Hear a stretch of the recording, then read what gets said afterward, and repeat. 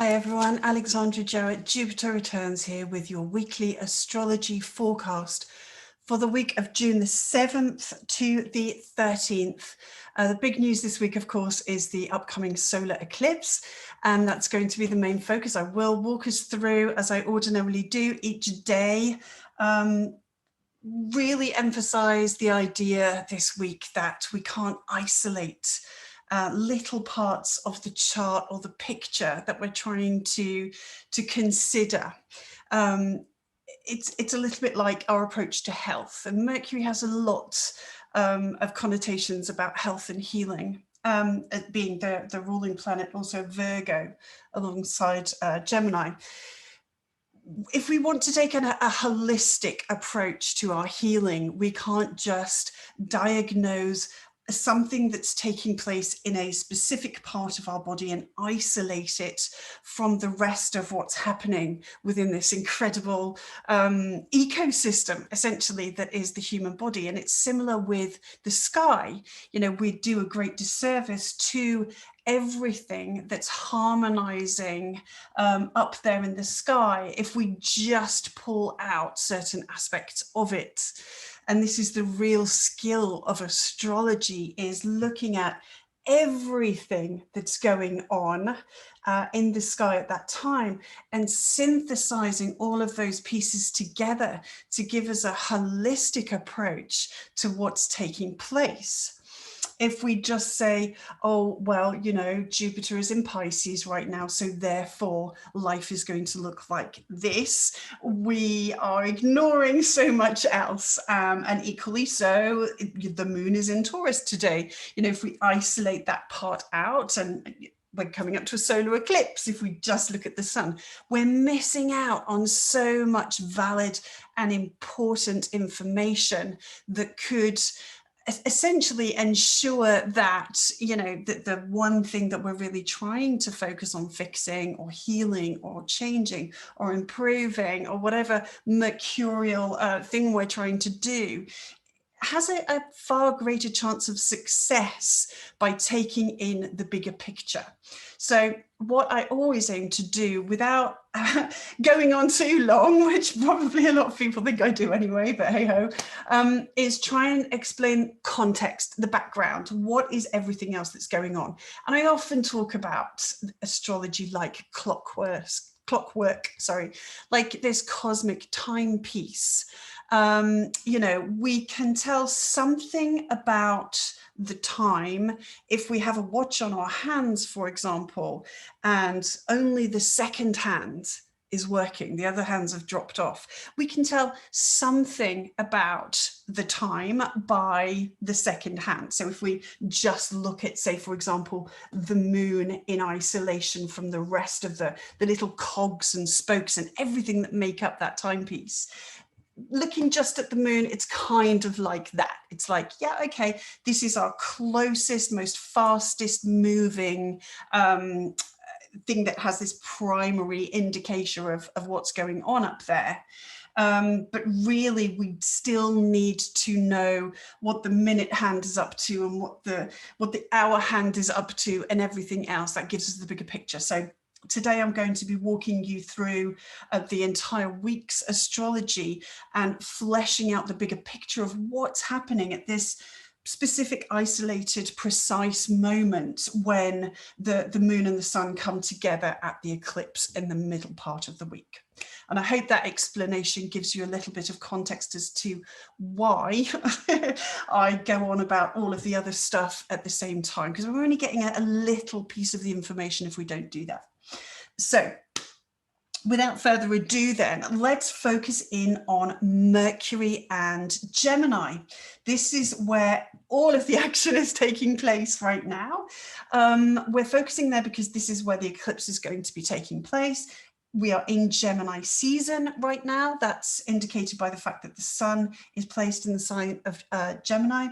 We have the north node, the north lunar node, so the north node of the moon present in the sign of Gemini, giving rise to this eclipse. And we have Gemini's own ruler, the planet Mercury, retrograde in Gemini So lots and lots taking place here. Now, let's look at some of the bigger cycles that are taking place before we hone it down. And let's zoom in on Mercury, the ruler of this eclipse, the ruler of Gemini. The north node of the moon, so whichever sign the north lunar node is in, is ruled by the planet that sign is ruled by. So from the moment that the north lunar node moved into the sign of Gemini, it became ruled by Mercury. This took place on May the 5th, 2020. So the north node of the moon ingressed the sign of Gemini on May the 5th, 2020. And this was during a really interesting and specific part of Mercury's cycle. Now, back at that point, let's just move the moon off for now. Back at this point, back in May the 5th last year, Mercury was alongside the sun in the sign of Taurus. This was at 14 degrees of Taurus. And this was the superior conjunction of Mercury. So Mercury wasn't retrograde, all right? The superior conjunction of Mercury is when Mercury and the sun come together, but when Mercury is furthest away from the Earth that it gets in its cycle, essentially.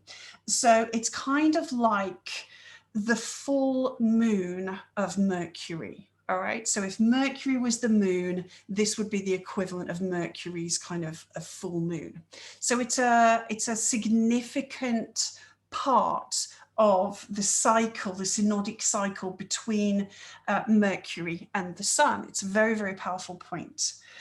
And if we consider its expression, the full moon expression of Mercury, it's basically trying to really, really shine a light on something for us. That's what the full moon is all about. All right. It's how can this information be really, really supported by the astrology to find us, to reach our minds and our attention, because that's what Mercury is all about, our minds and our attention. So this was Mercury and the sun meeting at 14 degrees of Taurus. So let's just bear in mind that that was what was taking place right as the North Node was shifting into Gemini, out of Cancer, all right, because they moved this way around. If we then fast forward back to today, we'll change Mercury to retrograde like this. All right. Today, specifically, so Monday the 7th of June, the moon is conjunct, or earlier on today, the moon was conjunct Uranus at this exact same part of the sky. All right, 13, or between sort of, let's say, 11 to 15 degrees of Taurus, and of all of the fixed signs would have been activated. And that is pulling us into, if I can find my thingies, that's pulling us back into the Uranus-Saturn square energy of this very, very powerful and dominating force of astrology that's taking place this year between freedom and liberation and consolidation and restriction and limitation on the part of Saturn. But it's very, very interesting to me that this is the point that the moon is now going over, this point that was sort of setting the seed for these eclipses, all right, these Mercury influenced eclipses.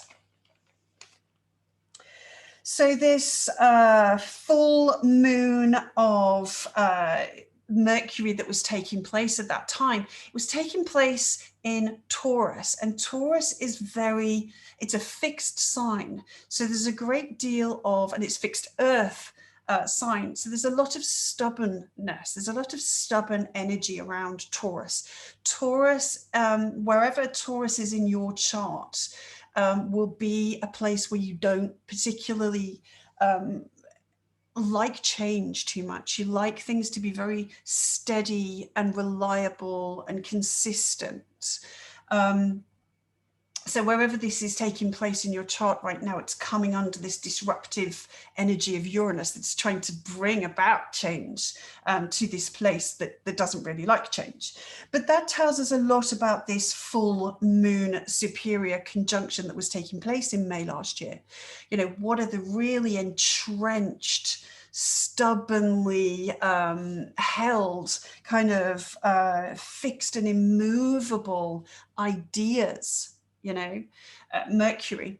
What are the fixed, stubborn ideas that are around? What are the parts about my ideas and my theories and my relationship with information was really stuck and firmly kind of rigid at that point in time? And then we can start to explore, you know, as we've progressed through this period of time with the North Node moving through Gemini, what's changed about that?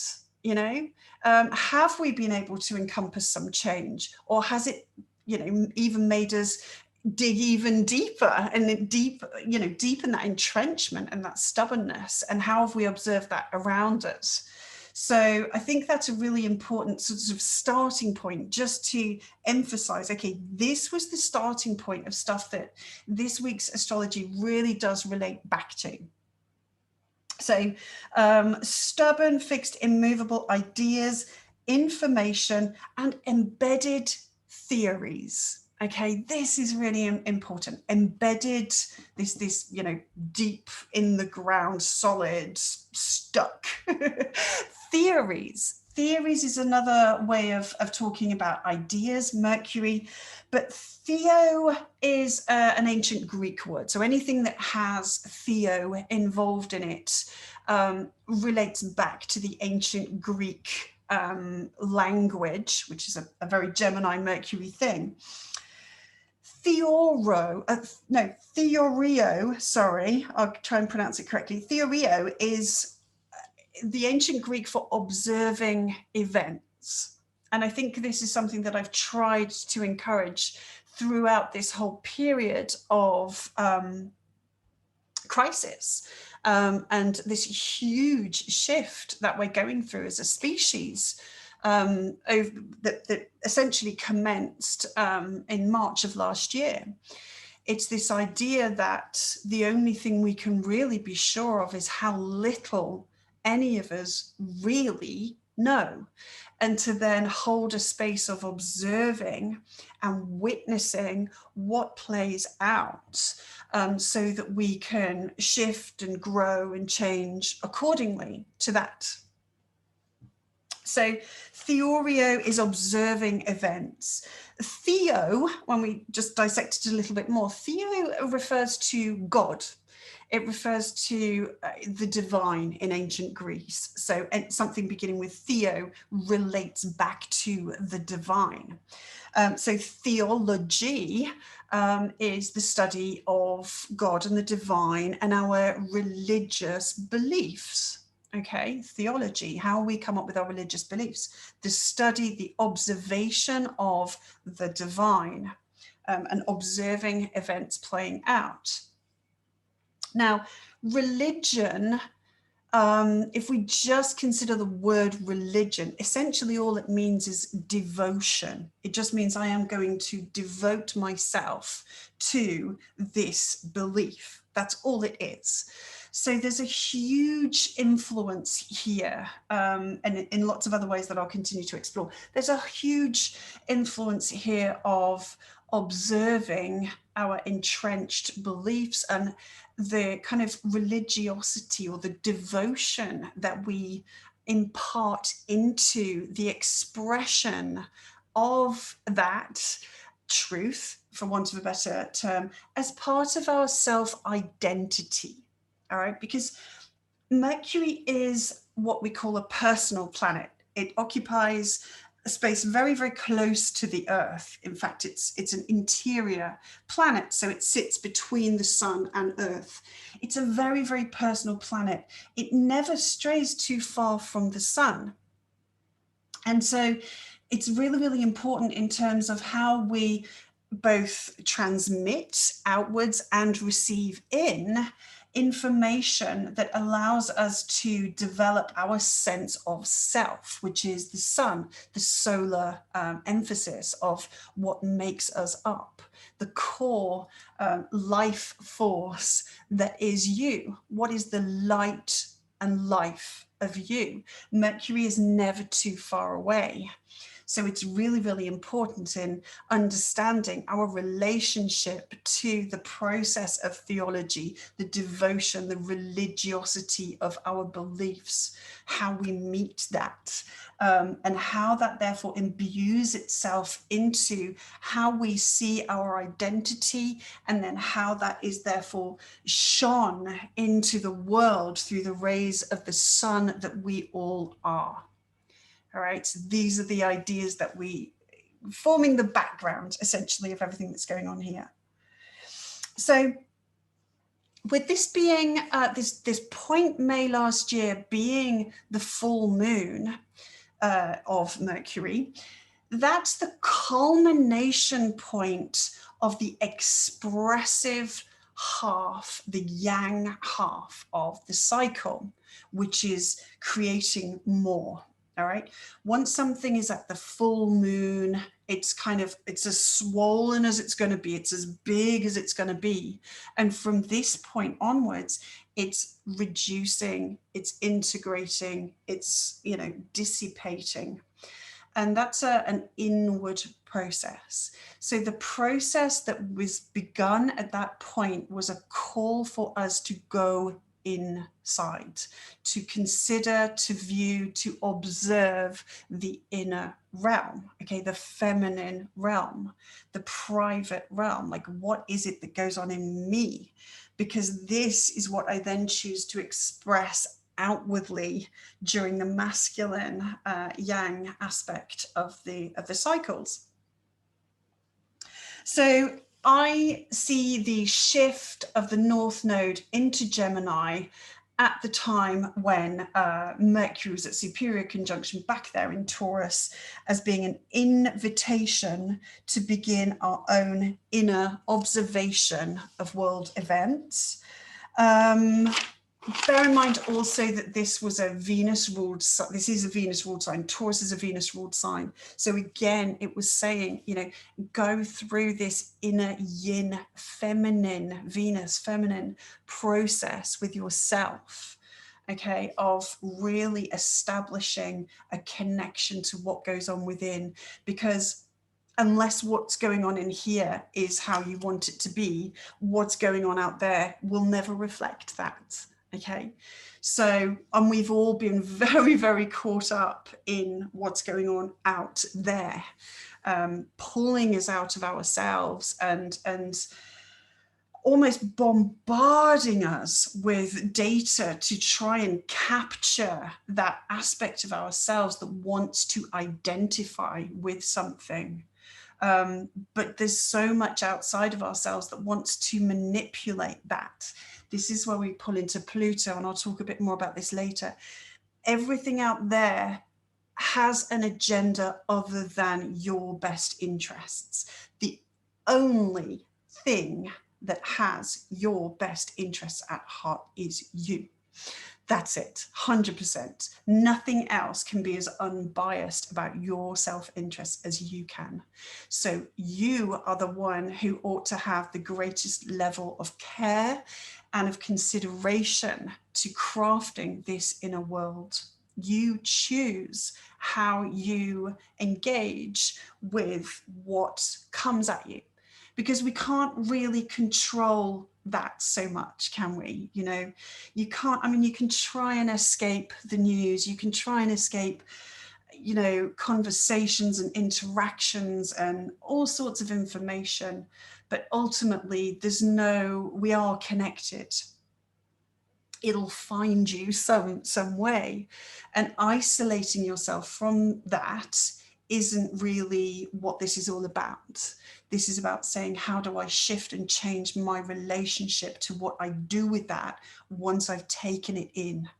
And the first step in understanding how you change that is to observe, how do I currently do this? How do I currently bring in this information? And then what happens once it's inside me? So this is a slow process that we've been going through since last year, since last May, and we're just over a year beyond that now. So we've had this lovely long period of time of being able to go through that process.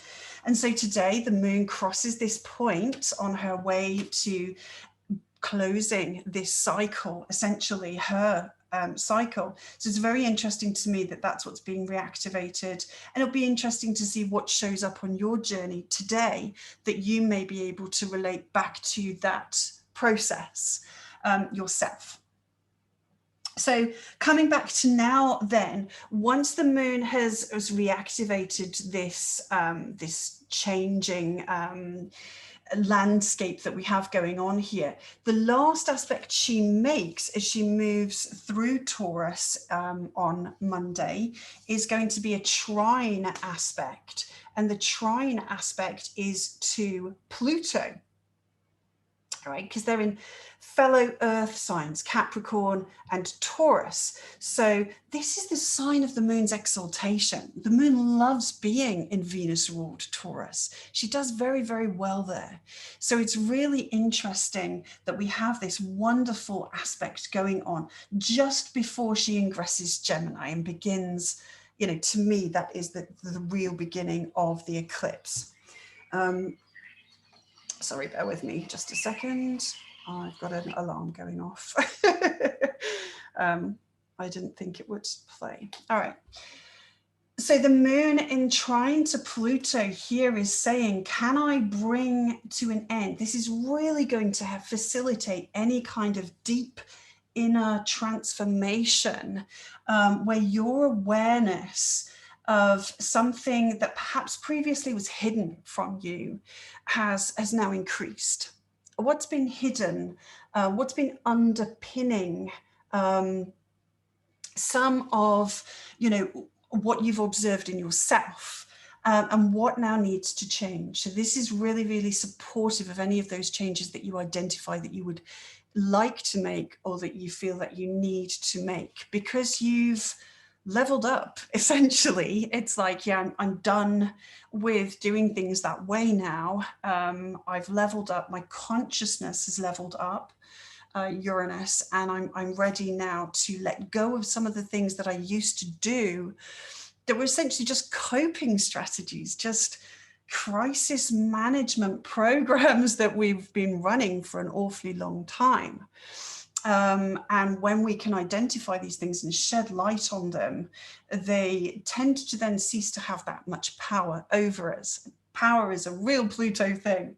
So with Pluto in retrograde, it's saying, yes, let's shift some of the ideas of what has power over us and where we have power to shape our own reactions and responses to life. So what we have then is, so as we go into Tuesday, so Tuesday the 8th, we have around about noon time, the moon will then create the very last aspect that she's going to make before she shifts into Gemini. I mean, that's the last major aspect, really. I mean, it's arguable whether the sextile is or not, but I would say it is. Sextile to Mars being the very, very last aspect that she's going to make. And this, again, this is making it very personal. Mars is about my ego. Mars is about what I want to make happen in the world, the direction that I'm going in, what's my motivation. All right. And so this connects in and says, you know, my motivation needs to be around having this deep understanding of my power and the effect of my power, which is really, really important. We've had this opposition taking place over the weekend between Mars and Pluto. Okay. Very, very powerful energy, which you may have felt the build up to on Thursday, particularly into Friday and Saturday. So this is essentially keeping that alive, but inviting you to now move into and get conscious engagement with this in terms of what now needs to be drawn to a close. The moon is really ending this cycle. The closer she gets to the sun, it's really deeply into the phase of what needs to be left behind now so that we can start something new. And the connection here into Mars and Pluto's opposition is very, very important in that scene, essentially. Essentially, the Mars-Pluto opposition was pushing us into the story of our own personal power, how it's manipulated, how it's used against us, how we give it away so willingly, how we offer it up, and all of the deep, dark lessons that we are having at this time around that. What needs to change about your relationship to your personal power? All right, how you use your power and how you've given your power away and how it is then used again back against you. You know, energy never dies, right? It just moves from one form to another. So when you release something out of you, when you offer something up, when you give something away, it doesn't cease to exist. It just takes on a different form. So when we give the energy, Mars, of our power away, it doesn't mean that it ends. It just means that it's open then for someone else to capture. You know, and Pluto can be manipulative. It can be a very, very dark energy, and it can be captured and used against us. So we have to have these considerations. We have to have these questions that we ask about what have we done? You know, what have we done? Really important questions. Personal power, how we give it away. So where does this idea of personal power, how it's used, how it's taken, how we give it, and what is our relationship to that? How does that fit into this big idea of what we are observing taking place within us, this process that began May last year? How does personal power fit into that story? It's a really, really important question to ask at this time. The moon then ingresses into Gemini. Let's clear the board. Moon ingresses into Gemini around about 8 p.m. on Tuesday. The other thing to mention actually about Tuesday is that it's Mars's day. So again, that's going to increase the effect of Mars at that time. But yeah, Moon ingresses Gemini at 8 p.m.-ish. UK time Tuesday. You'll have to convert it if you're somewhere else around the world. As far as I'm concerned, that's when the eclipse begins. When the moon enters the sign of the eclipse, this essentially is the eclipse process. That eclipse process takes place over, 2 to 3 days, essentially, the full transit of that sign, as far as I'm concerned, and as far as the way that I work with moon cycles. So essentially, Tuesday, 8 p.m. onwards, this really is that call within. This is the new moon. This is the time to withdraw from the outer world and all of its influences, all of what it's throwing at us, and really go into this inner workings, this inner processes, your own little clockwork. It's time to go in there and just make sure that all the cogs are turning as they ought to, and everything's clean and polished so that it can work really, really well. So that when you look at your watch of your life, you can tell what the time really is. All right. So we're doing our inner work. The first aspect that the moon makes when she moves into Gemini immediately is a square to Jupiter. Jupiter currently in Pisces, it's a home sign. Jupiter, again, is another really, really important consideration within this picture, because Jupiter is the ruler of Sagittarius and therefore of the South Node. And of course, any eclipse is not just activating one node of the moon. They are always connected by an opposition. All right. So anything that affects one affects the other. So we've got the south node of the moon being ruled by Jupiter, and that's in square to Gemini here and the moon on this day. So Jupiter again talks to philosophy and religiosity and wisdom. And in Pisces, it's very, very comfortable because Pisces is all possibilities. It's super, super flexible in terms of warping our ideas of reality and anything that's firm and fixed and solid. Okay, it just pours water into that essentially so that things can become more pliable and bendable. And you know, if you look through a water, you know it alters the images in front of us.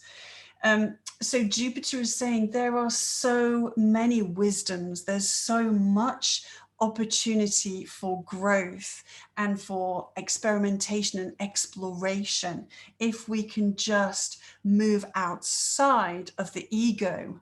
And that is the ego that's strongly attached to this personal identity, that's super strongly and stubbornly attached to the ideas and pieces of information that we choose to devote ourselves to, or our religion of thinking. All right, what I was talking to about earlier on about with Mercury. So Jupiter's kind of like an expanded version of that. How have I developed my personal philosophy? And this is now going to be challenged. Okay, this is going to be provoked. And that's going to be according to wherever you are on that spectrum of observing yourself and observing the process of how you've come to identify with the pieces of information that you identify with. All right. And it's challenge, you know, it's a square aspect. So that could feel uncomfortable. So this could be instances where we've been too optimistic, too hopeful, too, you know, just thinking that everything is going to be all right if we just think positively. You know, it's that kind of energy. It's kind of like, well, sometimes, you know, it doesn't work out quite like that.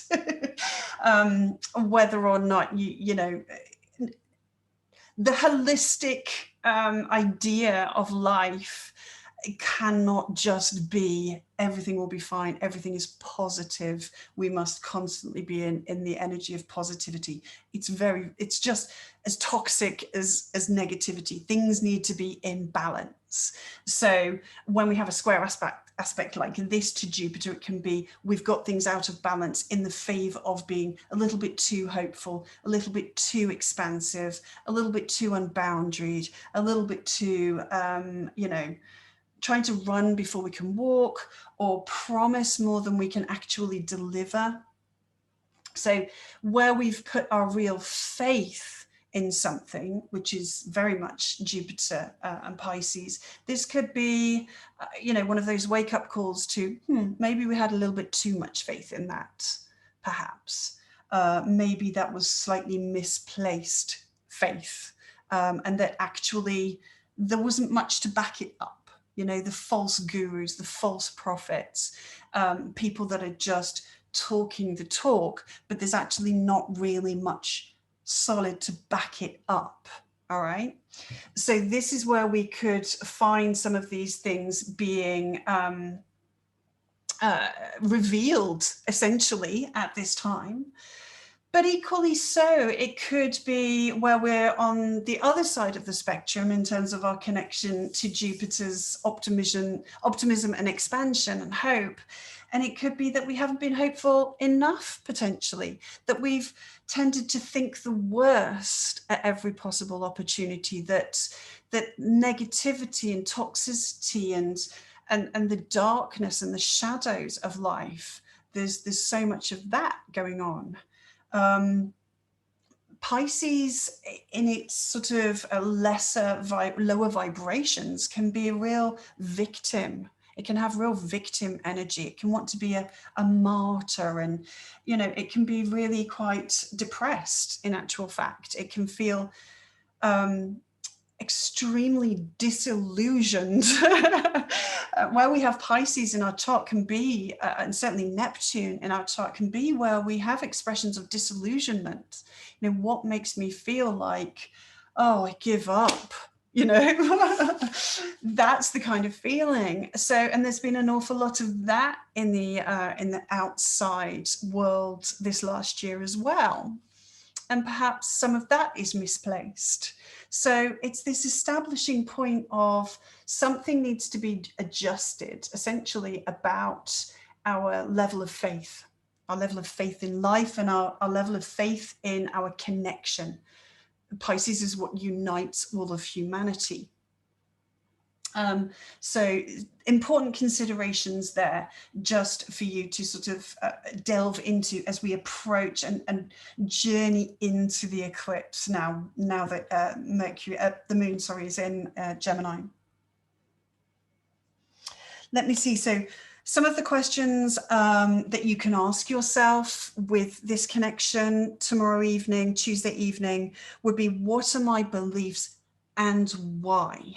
Okay, why are my beliefs my beliefs? Okay, how much Jupiterian influence is there? Just Jupiter is kind of the big picture. So that's like, oh, it's okay. I don't need to know the details. It's fine. I just believe that. I just feel that I believe that. And then the Mercury side of that, the Gemini side of that, is saying, well, okay, let's pick it apart. Let's pick that belief apart and find out what are all the constitutional parts of it. How did it come about? Are each of those little pieces, those pieces of the puzzle that make up our belief, are they right? Did we maybe stick a piece of the jigsaw in the wrong thing just to make it fit? Because we love to prove our beliefs right when we are very closely identified with them. This is the whole kind of point I'm trying to get through today, is how we identify as individuals with our thinking, or lack of it even. Not always a bad thing, to be honest.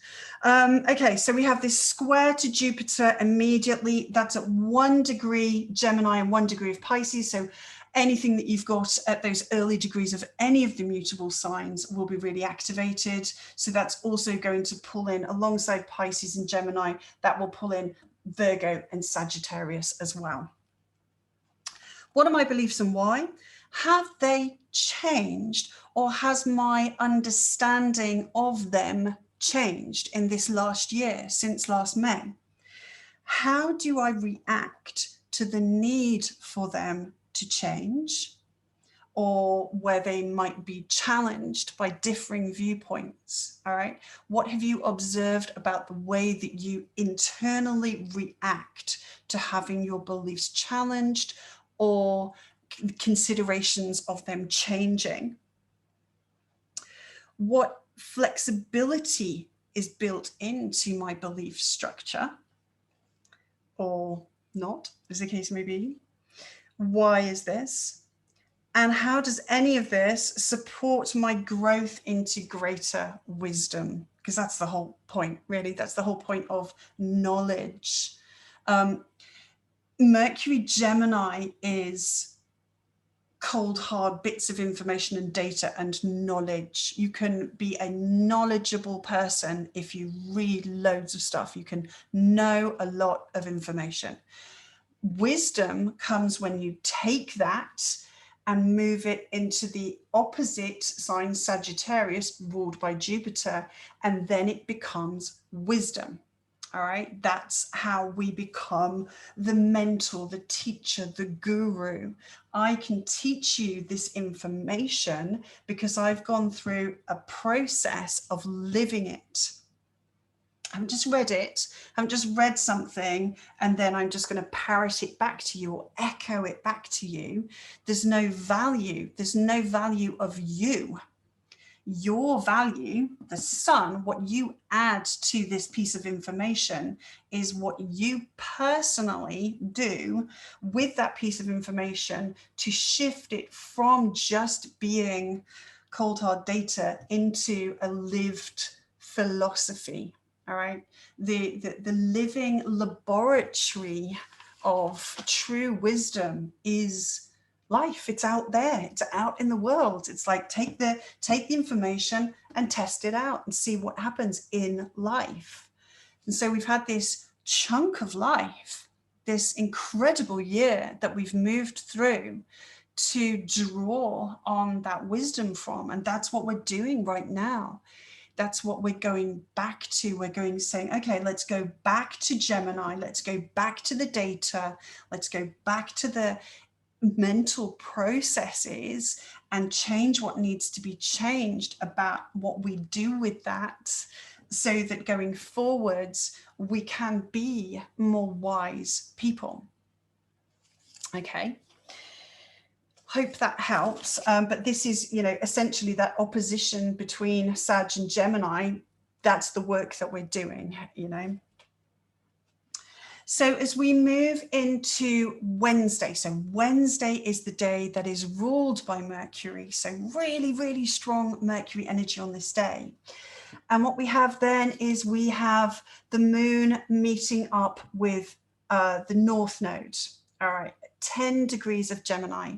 So this again is another powerful activation of the nodal axis. It's exact. So the moon will cross the nodal axis. That also is going to, at 10 degrees, that's also going to activate a trine to Saturn. Okay. This is really, really important. Let's consider that Jupiter and Saturn came together at the Great Conjunction at winter solstice this year. So think back then. This was starting this brand new cycle, really, really powerful cycle. If you think back to what was talked about at the time, between Jupiter and Saturn, the social planets. So these are the planets that sit kind of in the middle of the personal planet. If you look at a picture of the solar system, you've got the sun, and then all the planets move out from there. Saturn and Jupiter sit right in the middle, and they act as the bridge between the personal planets, which are closest to the sun, and then the outer planets, the generational planets that sit furthest out into space. This is the social planets. It's that mid-ground of what's happening when lots of individual people come together and combine their efforts. How does that shift us and evolve us as a species? So really, really important that we're paying attention to what's going on with these two planets, particularly this year, because Jupiter will retrograde back into Aquarius once it's finished in Pisces. So as we move then into Wednesday, essentially, the trine aspect to Saturn is Saturn in retrograde. So let's just consider that for a moment. This, when Saturn is in retrograde, it means it's closer to the Earth than at any other point that it gets. So we can feel the influences of Saturn that bit more powerfully. And that enables us to connect more deeply to that planet's archetype and influences. And that allows us to consciously engage with and channel that energy that bit more powerfully. And with a retrograde, obviously, that's saying, I need to go back over something, I need to change something, I need to shift something. So let's consider this is Saturn. So that is the structure. All right. If you think of Saturn as the skeleton, it rules the bones and the teeth of the human. It's the framework that everything else about you, the rest of your body, hangs off. So essentially, that's the form that Saturn operates as in astrology. It's the framework right? It's the architecture. It's the iron steel girders of a building that allow the building and everything that takes place within that building to give it its structure and its stability so that it can be used for something. This is asking to be changed, right? And in Aquarius, this is saying we need to be, these changes need to be more progressive, you know, updated, more futuristic, more compassionate in terms of quite rational compassion in terms of just what is, you know, objectively equality, what is objectively how we need to relate to each other and collaborate as a species, rather than doing all this, you know, divide and rule stuff that's been going on for so long by the patriarchy, something else that is a very Saturnian influence. So some of the patriarchal kind of framework is having a rethink. And how much that's being engaged with by you and by others will determine, you know, what the structure is that's being shifted, how it's being shifted, and therefore what the framework will be then moving forward. So we have here essentially it's mind, Mercury, Gemini, and matter, Saturn, and the higher consciousness being Aquarius. So it's mind and matter, and they're being harmonized together. So all of these processes that we're going through with our minds and with our relationship to how we identify with information, how we collect information, what we do with that information once we've collected it, in terms of changing it into wisdom and belief. This is something that is just easily being pulled into our framework, our skeleton, our architecture, and saying, yeah, something definitely needs to change there. So that change obviously will, I mean, this is happening societally, but it's also happening within you. And that's going to be completely subjective, you know, in your experience, what those shifts are. But, you know, this is really saying, and another important aspect that's taking place here is we have a sextile to Chiron going on at the same time. So it looks like this. And this is a repeating theme that I'm going to talk about later. We've got air, fire, and air. All right. These sextiles connecting up. All right. Pulling in air, fire, and air.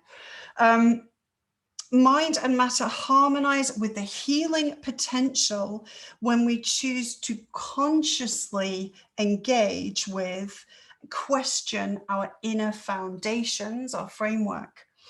And the questions you need to ask yourself are around this. Boundaries, all right? Saturn is boundaries. Are they healthy boundaries? Were they healthy at one time and now they need to not be anymore? You know, do they need strengthening? Do they need loosening off? Are they too high, too low? Those sorts of questions. So boundaries. Consent, really, really massive question at this time. The question of consent. Authority, all right? How much do you genuinely have authority over anymore? Saturn is the boss, right? So essentially, Saturn is the boss. He is the authority figure. So who's got authority over your inner world? Okay. Is it you? Or have you allowed someone else to take authority of that? We kind of have to as children. We have to allow father figures and other authority figures in our life to keep us safe and to show us about discipline and, you know, give us that Saturnian limits that are really, really healthy. But I think when we go through the Saturn retrograde, it's asking us to go within and say, okay, maybe it's time for you to take on board a piece of the responsibility for your inner framework now. All right, it's not okay anymore to just say, well, this is how it's always been, this is what I was brought up to think, feel, do, act, you know, so that, you know, it's done. And no, you change it, you go in and you change it. And you do that because you are responsible. If you are going to be a responsible person, you're going to own your shit, and you're going to take ownership. Yeah, be the boss. All right. So this is being the boss of your inner framework, and how much of the healing potential lay within that is this beautiful connection to Chiron. So boundaries, consent, authority, autonomy. All right. Saturn has these big rings around it. Yeah, it's like, you can't come all the way in. I'm going to keep you at a bit of a distance. It's autonomous. It likes to act in solo, right? Capricorn energy, Aquarius to a certain degree, they like to be kind of somewhat detached from other people. It functions better that way. And that's to engender a sense of autonomy. Resilience. That's another thing that Saturn is trying to develop. You know, can I cope with the cut and thrust of the out there world? Well, yeah, I can if I'm resilient within. If I'm not resilient within, that's where the change needs to happen, not so much out there. That'll happen when we've done this bit, okay? Resilience and self-reliance and mastery and discipline, the ultimate job that you have, very Saturnian thing, the ultimate goal that you're trying to achieve in this lifetime, I would hope, if you're watching this video or if you're on a journey of self-growth, is self-mastery. You know, owning who you are, and really knuckling down to doing the work of being that person, getting the most out of this particular lifetime, you know, really engaging with it. And then it's applying all of this stuff to the self, Sun, all right? How do I, you know, how do I relate backwards and forwards to this stuff, all right? So that's Wednesday's stuff as we really start to get pulled deep into the eclipse. So what's the eclipse? All right, let's just cover that off. The eclipse is a new moon on this occasion.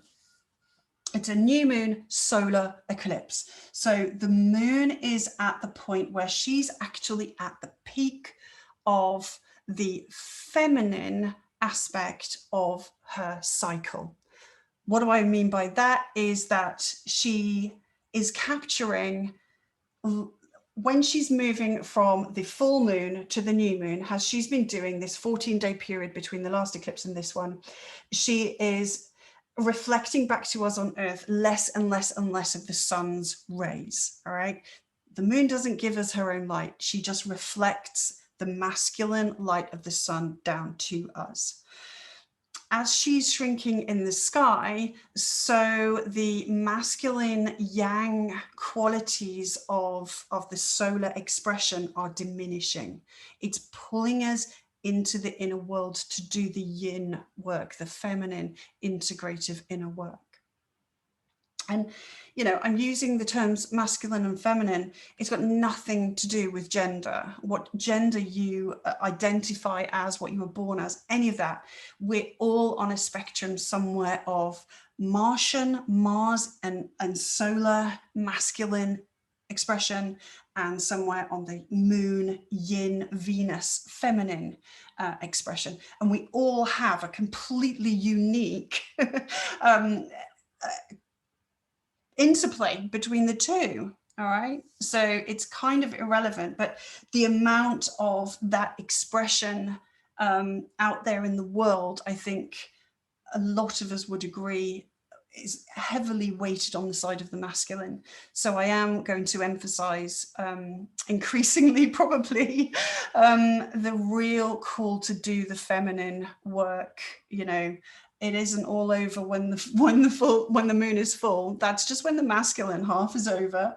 So when she's coming up to the new moon, There's less and less of the solar influence. There's less and less of the outer influence. It's time to go within and be with moon, be with feminine, be with integration. All right, so and it's a fertile place. This is where a new life can be created from the mother, okay, from the feminine, from the female. The moon is essentially saying, all right, we're going to blank out as she passes, we're going to blank out completely the sun, and then come over the other side. So essentially it's like the light gets turned off and then turned back on again. And it's a reset. It's just this giant fated reset. So wherever Gemini is in your chart, whatever part of your life Gemini rules, that will be where that reset is taking place. But we have to consider this is a solar eclipse. So it's a new beginning. It's a new start. And it's a new start around self, the core essence, our core life force. How do you shine your light into the world? All right. And what are the lessons that you've learned in this last year about how you shine your light into the world, and therefore what needs to change now, and how will it change now? So Thursday, ruled by Jupiter, interestingly enough. So we're going through this process on Wednesday is Mercury ruled, Thursday is Jupiter ruled. And we have the eclipse, the solar eclipse, taking place at 19 degrees of Gemini. So look for that in any of the mutable signs. I would say, goodness, anything from like 15 to 25 degrees of the mutable signs are going to be pulled into, this reset, essentially. We have Mercury at that point will be just 1 degree away. All right, 1 degree away from the sun. And actually within just a matter of hours, the sun and Mercury meet up. And this is the opposite point of where we started with the superior conjunction of Mercury and the Sun back in May last year.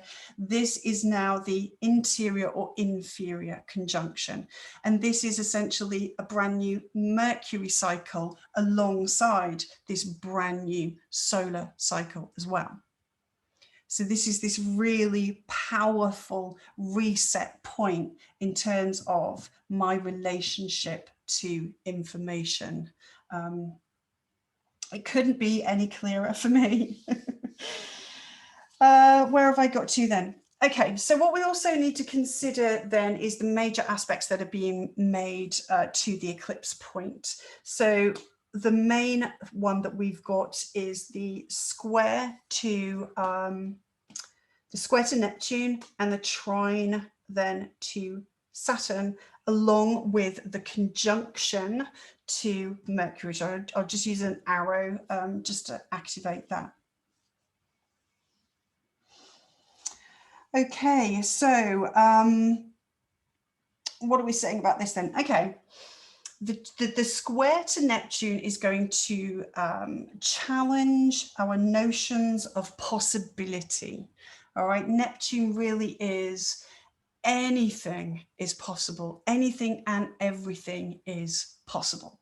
All right, so it's really supportive of where we want to feel motivated to make a change around, what we perceive as being possible for our future, because this is a new beginning. It's the North Node. It's about where are we going in life? Where are we going? So perhaps it can assist in the process of change and just opening up to possibility. But it could also mean that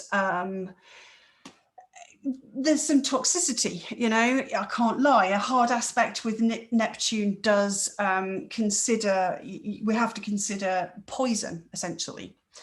Things that are slipped into the water secretly or with a bad intent. Those waters being the waters of our minds, the waters of, whatever boundaries and filters we have in our mind, and it can get round them. It can wash them away. It can dampen down their effect and allow things to flood in, which, you know, we don't really want to happen unconsciously.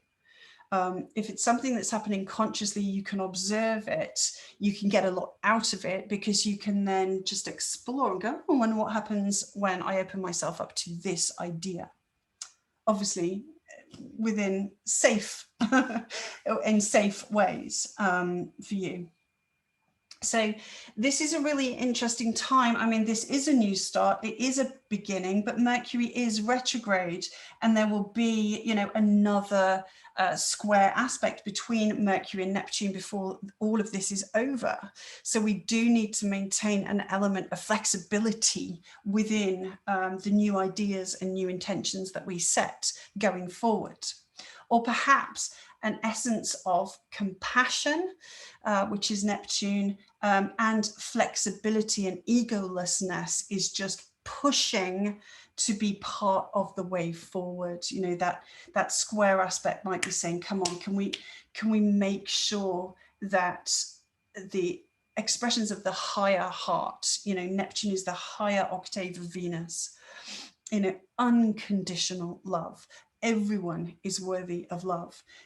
Is Neptune square here asking the question, how can we ensure that there is greater Neptune influence in those aspects as we move forward? Just another kind of perspective, which is what all of this is about, essentially, is perspective. The trine that continues to Saturn retrograde, I've covered. And so, yeah, this is really capturing that moment of saying, I'm going to take charge. I'm going to be the boss now of my infrastructure. And that's going to be from the point of view of greater consciousness. All right. And I've gained that greater consciousness by going through this process of observing myself in terms of my formation of my beliefs and my religion and what I devote myself to in terms of ideas and theories. So the exact point of the Mercury-Sun inferior conjunction, that takes place at 2 a.m. on Friday morning. So it's after the peak moment of the eclipse. And as we sort of sleep, I guess, here in the UK anyway, that will be kind of an internal shift that's taking place within us. 2 a.m. on Friday morning, and that's at 20 degrees of Gemini. And then Mercury begins a new cycle. It begins again the masculine yang part of its cycle, which is let's create something more. Let's make something happen outside of the self based on what's happened within. So this is where we take all that stuff, you know, that we've processed, and we say, okay, I'm clear with this now. We've done the reset. The light has been switched off and on again. It's time. It's a new dawn. It's a new day. It's time for your sun now to shine in a new way. And yeah, this kind of is really saying, okay, this is where we start again. This new cycle of Mercury that begins at this point in time, 2 a.m. on Friday, this will be the last complete synodic period of Mercury whilst the North Node is in Mercury's home sign of Gemini. So for me, this is kind of the last piece of this chunk of Mercury work that we've been doing around this stuff, this Gemini work that we've been doing. So it's a new cycle. The cycle will come to its full moon point again. So that's the superior conjunction. That will be in August, and that will be at 9 degrees of Leo. All right. So the cycle starts again. This is like the new moon of Mercury happening at the same time as we're having a new moon of the moon. brand new cycle of Mercury begins, and it gets to the equivalent of the full moon point at 9 degrees of Leo. All right, and that's going to be on August the 1st. So that's going to be a really important feedback session on how far you've come with, you know, the new intentions that you're setting now or around Mercury, essentially. And then that's actually going to be in opposition to Saturn. All right, this is really, this is how it all pieces together. Bear with. So when Mercury comes to the full moon point of the cycle, it's now starting at this week's eclipse in the last synodic period whilst the North Node is in Gemini, comes into oppose Saturn. So this is going to ask us about, it's going to test that work we did, that integrity, that formation of our structure as we go forward. That's really interesting to me, that is the aspect that's being made at that time. So the Saturn work you're doing now is really going to involve itself at the full moon or the superior conjunction of Mercury in August. That cycle then closes on October the 9th. So this is where the synodic period that we're now starting comes full circle, all right? It comes full circle on October the 9th at 16 degrees of Libra. All right, let's just put a little yellow marker here. This is where it started. This is the midpoint, the full moon point, and this is where it will end. 16 degrees of Libra. And 16 degrees of Libra is a trine aspect to today's, Wednesday's eclipse, all right, at 19 degrees of fellow air sign. So that's where the Mercury cycle comes fully round again. And that's really, really awesome, I think, that it's going to be trining this spot. Also, if you remember me talking about air, fire, air over here, we've got that configuration happening again. So it's a cycle that starts in air, it reaches its midpoint in fire, and then it works back to Libra, which is air again. So this really talks to, especially with that fire sign being Leo, which is, let's not forget, solar rules, all right? And we're starting with a solar eclipse. So this is all super relevant how it ties in. What passion of self-expression do I choose to oxygenate? All right, because the fire burns brighter the more air that gets into it. It thrives off that oxygen. So this is why air and fire signs work well together, all right? They are elements that support each other in some way. So we're starting this journey with air from Gemini.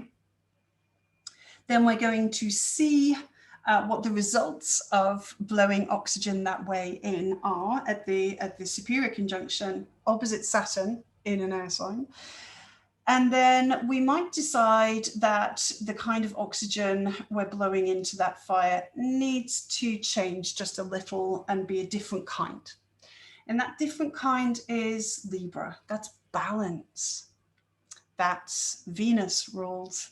That's feminine, and it's about equality and finding the middle ground and compromise. All right. So I find this an incredibly powerful and important aspect of this eclipse to consider. I think it's really, really relevant. And just to zoom out and look at the bigger picture and the bigger cycles that are taking place. So lots of stuff to consider about the eclipse itself. So find these signs in your chart, you know. Find Gemini. Yes, that's where the eclipse is taking place. That's where this new cycle of Mercury is taking place. How does that relate to the house that Leo occupies in your chart? And how does it relate to Libra in your chart?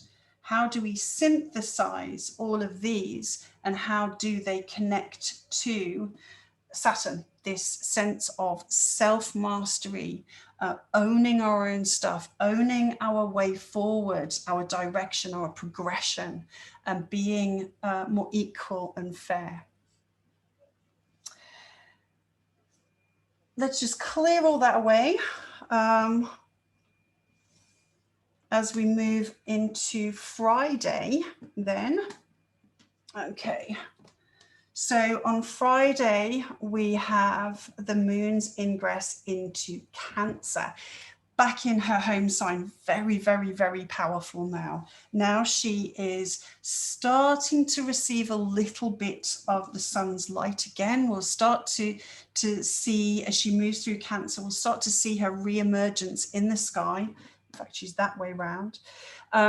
We'll start to see her re-emergence in the sky, and it's in her home sign. So she's going to be very, very, very strong. And this is saying, okay, now I would like to make something happen. We've started the masculine yang aspect of the journey again. And this is about making something happen out there, starting something fresh and new. And Cancer is a cardinal sign. And so it really lends itself well to beginnings and starting and initiating something new. So really, really wonderful energy. The first aspect she's going to make, so this is on Friday the 11th. The first aspect that she's going to make there is going to be a trine to Jupiter, which is gorgeous, really gorgeous. And so if we've gone through that work when she was square to Jupiter, we can now allow that wisdom, that higher wisdom, to flow really easily into this movement forwards. All right, so any wisdom that you have gained by observing your relationship to information in the last year, how you identify with it, and why, all of that is now going to pour itself into the moon as she grows and grows and grows and makes something happen from the destined events that have taken place, this destined new beginning for you with the eclipse. Beautiful energy. This is going to increase optimism, generosity, kindness, empathy, and egolessness. It's going to encourage that kind of energy to go on. And it's also going to kind of set the scene a little bit for when Jupiter re-ingresses this point.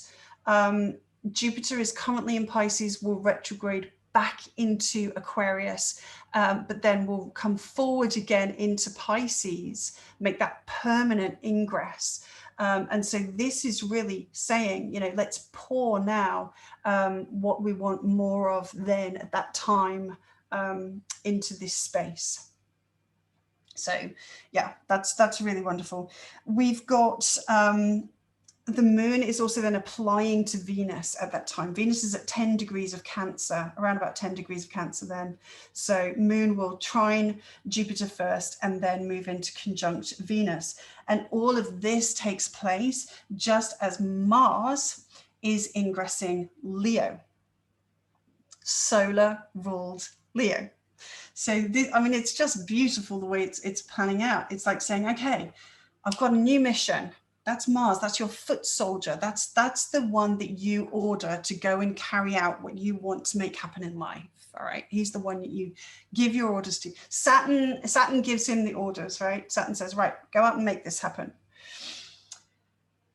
Mars has been in Cancer for a while now. It doesn't do very well in Cancer. So he's going to be feeling an immediate sense of relief to be back in Leo, back in a fire sign, in a sign that he tends to operate a little bit better in.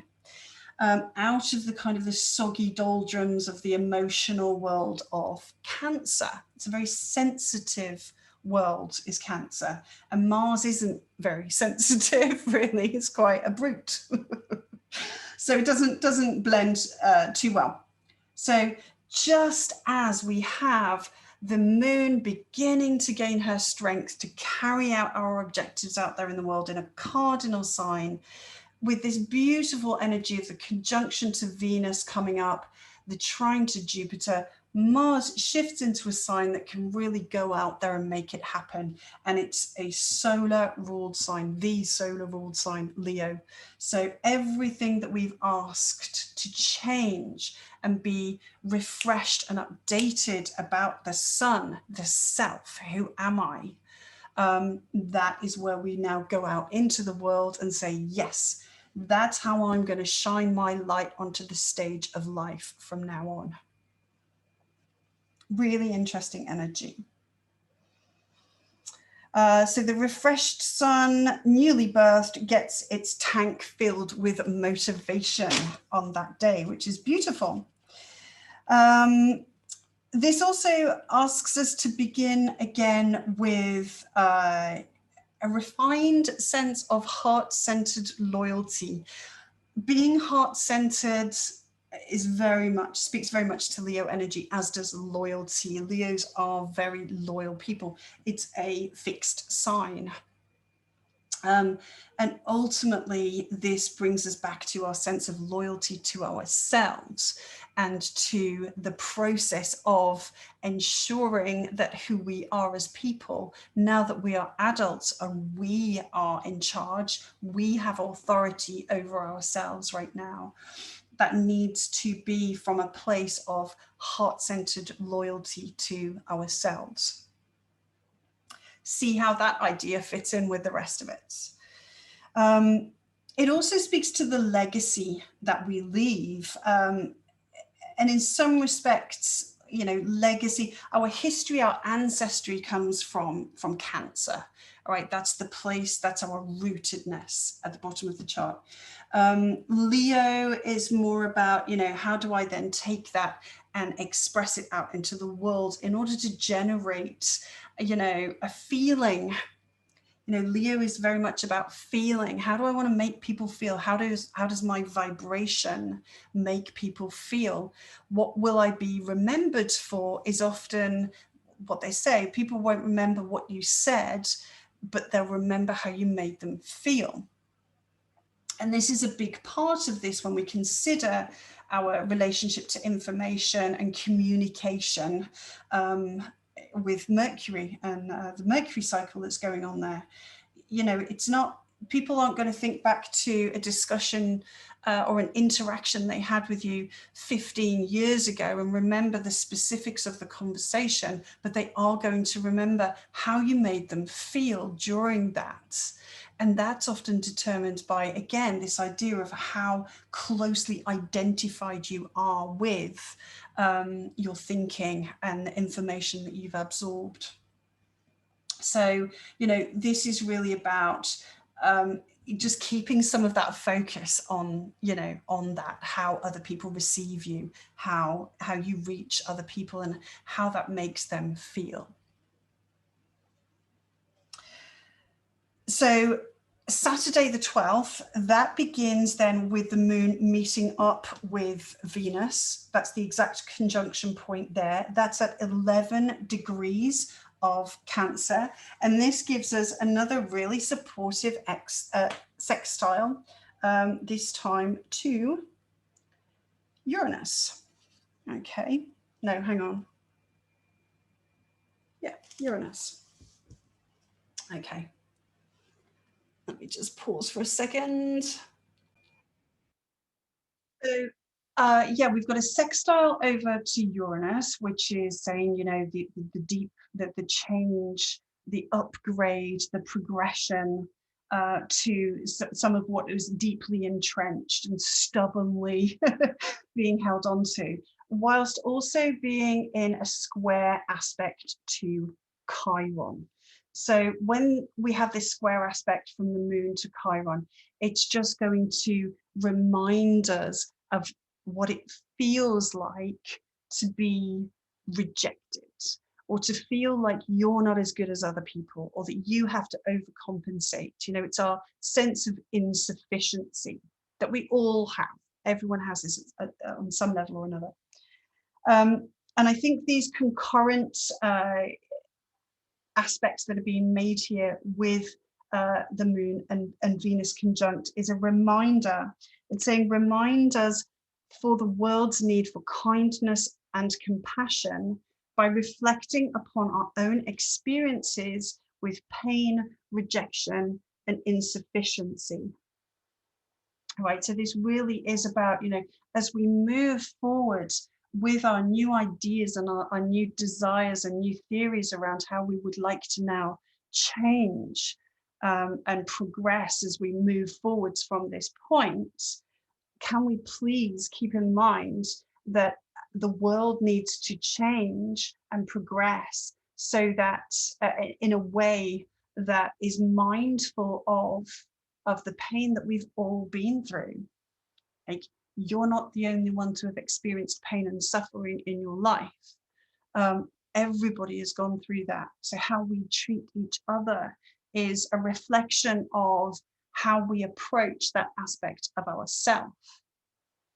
And this is where I feel that there is an imbalance, or one of the areas where we can see quite a glaring imbalance between masculine influences and feminine influences, because the yin feminine influence would say, go into the pain, be with the pain, hold it, comfort it, soothe it, bring sweetness to it. Whereas the masculine says, oh no, separate from it, cut it away, pretend it's not there, and focus on something external and outside of yourself. And the problem is, as they say, wounded people wound people. And we've got a whole bunch of billions and billions of people who've never really gone into their own healing, never really gone into their sense of pain and rejection and isolation and insufficiency, or been encouraged to do so. And therefore, why on earth would they go into someone else's? Why on earth would they hold space for somebody else's pain if they're not even able to hold space for their own? Of course, that's not going to happen. So let's just pretend no one else has pain. Let's pretend that everything is what we see on the surface. And it's not true. Everyone is fighting their own battles. And the more intimately we become familiar with our own and accept that as part of ourselves, whether we like the pain or not is irrespective. It's a part of us. We're not whole, we're not complete people if we keep doing the Mars separation, fragmentation, dividing of ourselves within. So I think this really speaks quite loudly to that as we move forwards. Holding space for other people's pain via having the reminder of our own, and being able to sort of unify with other people that way, in terms of moving forward and progressing.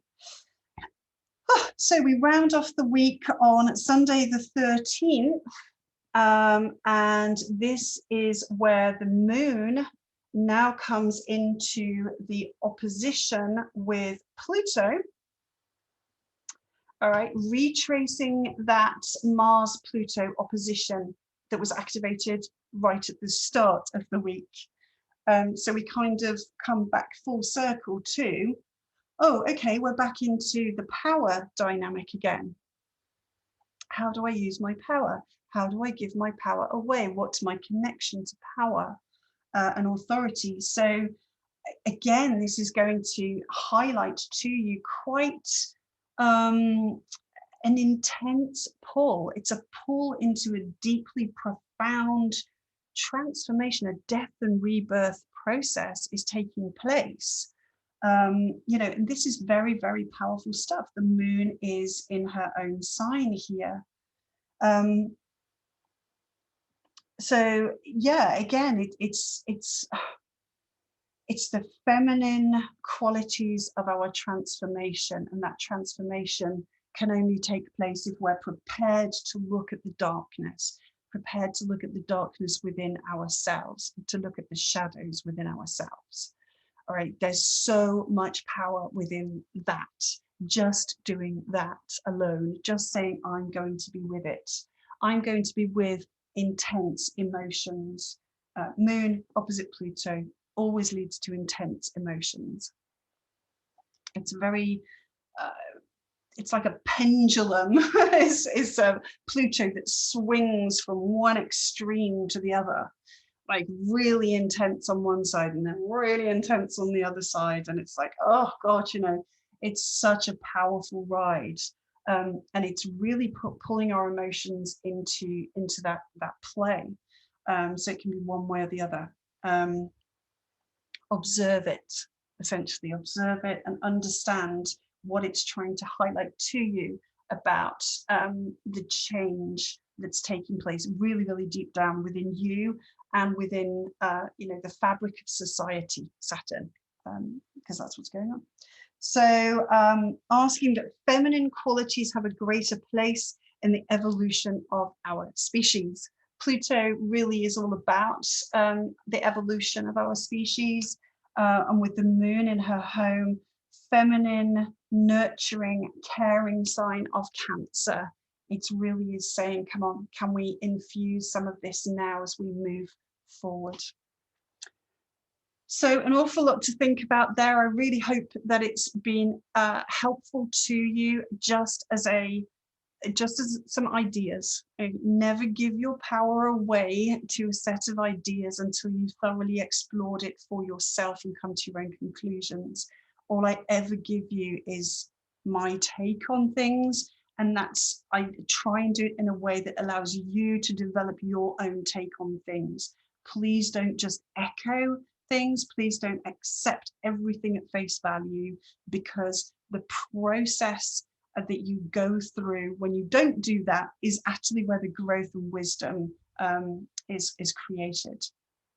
So enjoy your journey with all of that, with that process, with this wonderful opportunity that we're in, to change really, really powerfully the storylines.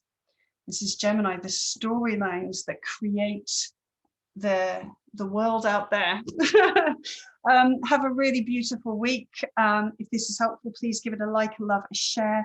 Drop me a comment. Let me know what you like, what you don't like, what's helpful, what isn't. I really, really, all open ears. Would very much appreciate any feedback that you give in any way.